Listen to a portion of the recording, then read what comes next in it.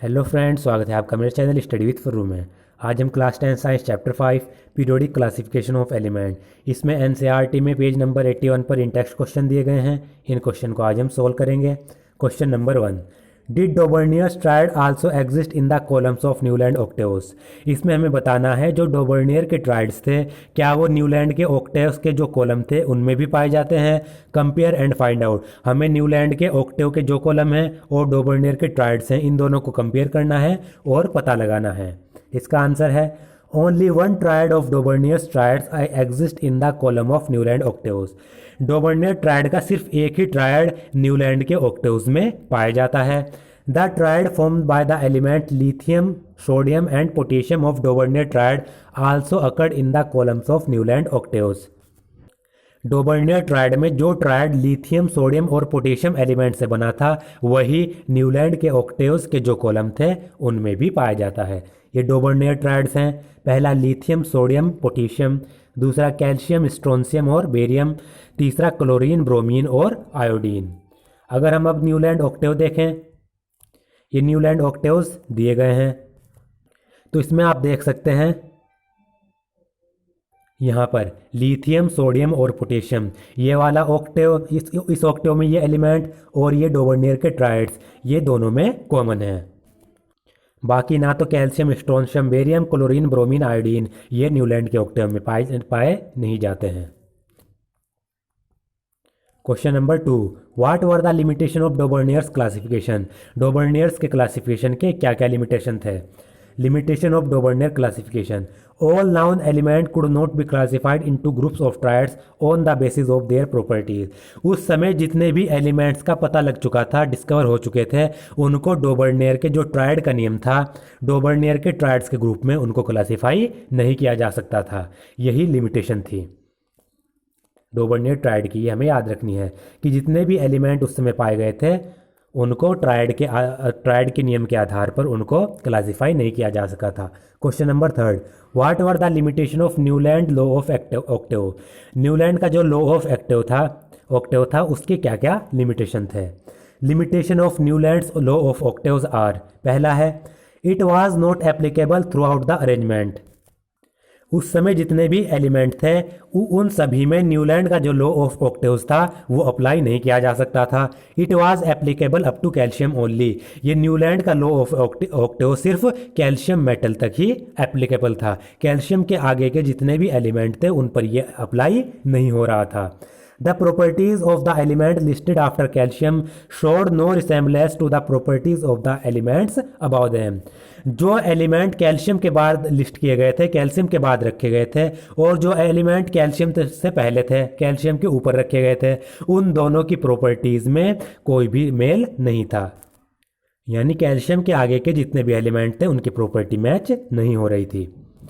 B, those elements that were discovered after Newland's octave did not follow the law of octaves. वह element जो Newland के Octave rule के बाद discover किए गए थे उनमें लॉ ऑफ ऑक्टेव नहीं लग रहा था। यानी जब न्यूलैंड ने ऑक्टेव रूल दिया उसके बाद जितने एलिमेंट डिस्कवर किए गए उनमें ये रूल फॉलो नहीं हुआ। C, the position of cobalt and nickel in the group of element fluorine, chlorine of different properties could not be explained.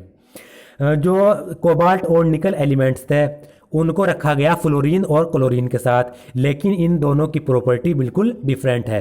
Fluorine chlorine की प्रॉपर्टी डिफरेंट है, कोबाल्ट और निकल की प्रॉपर्टी डिफरेंट है। जैसा कि हम यहाँ पर देख सकते हैं, फ्लोरीन क्लोरीन को कोबाल्ट और निकल के साथ रखा गया लेकिन इनकी प्रॉपर्टी डिफरेंट है। D, placing of iron far away from cobalt and nickel which have similar properties as iron could also not be explained. और इसमें कमी क्या थी कि जो आयरन मेटल था उसको कोबाल्ट और निकल से दूर रखा गया, जबकि आयरन की प्रॉपर्टी कोबाल्ट और निकल से मैच होती है, फिर भी उसको दूर रखा गया। जैसा कि कोबाल्ट और निकल यहाँ पर है और आयरन को इससे बहुत ज़्यादा दूर रखा गया था, तो ये इसकी कुछ कमियाँ थी। अब ये पेज नंबर 85 पर कुछ क्वेश्चन दिए गए हैं, इन क्वेश्चन को भी आज हम सोल्व करेंगे। Question number 1, use Mendeleev's periodic table to predict the formula for the oxide of the following element potassium, carbon, aluminium, silicon और बेरियम। मेंडलीव पीरियोडिक टेबल का इस्तेमाल करके हमें इन एलिमेंट्स के ऑक्साइड्स बनाने हैं।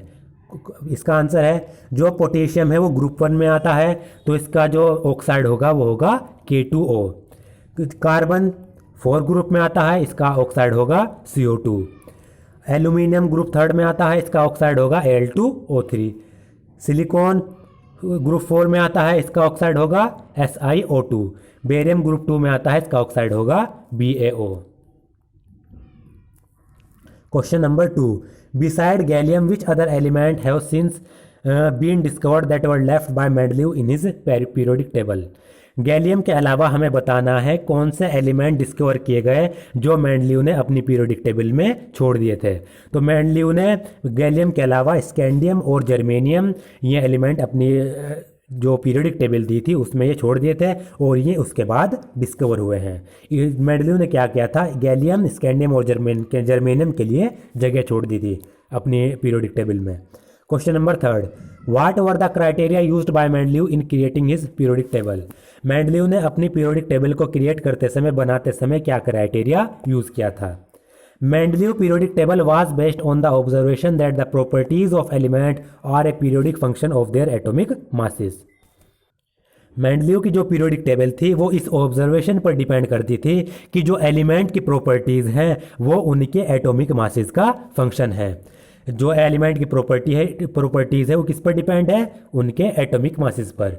This means that if elements are arrange in the increasing order of their atomic masses then their properties get repeated after regular intervals। इसका मतलब है अगर एलिमेंट को उनके इंक्रीजिंग एटॉमिक मासेस पर रखा जाए, इंक्रीजिंग एटॉमिक मासेस के आधार पर उनको क्या किया जाए, ऑर्डर में रखा जाए, तो उनकी प्रॉपर्टीज रेगुलर इंटरवल के बाद रिपीट होती है। जैसे हमने ये 5 एलिमेंट रख दिए, सपोज करिए इसका जो मास है, एटॉमिक मास 5 है, इसका 6 है, 7 है, 8 है और 9 है। तो मेंडलीव ने क्या बताया था, जब हम इनको इंक्रीजिंग एटॉमिक मासेस में रखते हैं तो जो इनकी पीरियोडिक प्रॉपर्टीज़ है वो रेगुलर इंटरवल पर रिपीट होती है।